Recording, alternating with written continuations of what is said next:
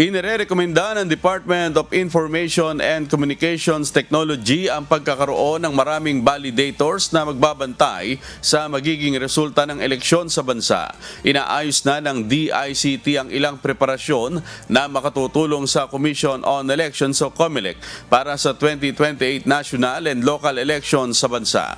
Bilang karagdagang puwersa kontra fake news, hinihikayat ng kalihim ang pagkakaroon ng maraming validators na tutulong na rin sa pagbabantay ng resulta ng eleksyon.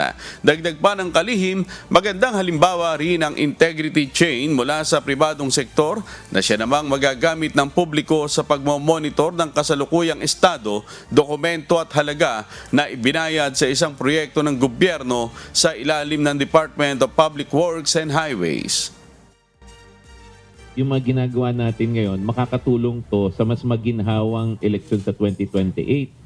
So tama kayo, every election para mag-shoot up siya eh. Oh, yeah.